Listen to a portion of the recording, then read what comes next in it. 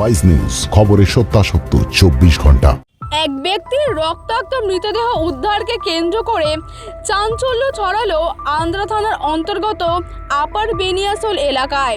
বুধবার সকালে স্থানীয় মানুষজন দেখতে পান এলাকার পুরনো গ্যাস গোদামের পাশের ঝোপে এক ব্যক্তির মৃতদেহ পড়ে রয়েছে। style.com ট্যাটু স্টুডিও, এখানে অতি যত্ন সহকারে ট্যাটু শেখানো ও ট্যাটু করা হয়। ট্যাটু স্টুডিওতে কোর্স করে আপনিও হতে পারেন একজন tattoo artist. Contact us for more details. খবর দেওয়া হয় আন্দ্রা থানার পুলিশকে। রঘুনাথপুর মহকুমা পুলিশ আধিকারিক সহ থানার আধিকারিক ঘটনাস্থলে পৌঁছায়। বছর 35-এর অজ্ঞাত পরিচয় মৃতদেহটি ময়না তদন্তের জন্য পুরুলিয়া গভর্নমেন্ট মেডিকেল কলেজে পাঠিয়েছে পুলিশ। ঘটনার তদন্ত শুরু করেছে আন্দ্রা থানার পুলিশ।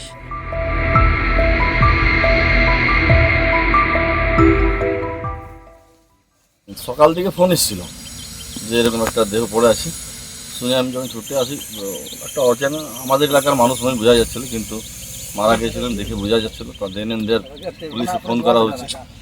বড়োবাবু এসেছিলেন, এসডিপি সাহেব এসেছিলেন, আদ্রা থানা এসে ডেড বডিটা তুলে নিয়ে গেছে। বেরিয়েছিল মুখ থেকে, সেটা চেহারায় জমেছিল, ফেসে জমা ছিল ব্লাড। আর খুব একটা মারামারির কোনো ছিল না। আর দেখে মনে হচ্ছিল যে আমাদের এলাকার লোক নয়। না না, আতঙ্কের কিছু নেই। দেখুন, এটা আমাদের খুব শান্তপ্রিয় জায়গা। আর এমনিতে আমরা নির্বাচনে এখানে খুব সুন্দর রেজাল্ট হয়েছে, আপনি জানেন। কোথাও কোনো ঝুট ঝামেলার কোনো কারণ নেই। লোকটা বাইরের লোক, আমাদের আতঙ্কিত থাকার কোনো কারণ তো আমি বুঝতে পারছি না। আপনার নাম? আমার নাম ডি মনোজ কুমার, এই এলাকার পঞ্চায়েত সমিতির সদস্য, রঘুনাথপুর জনস্বাস্থ্য কর্মদক্ষ।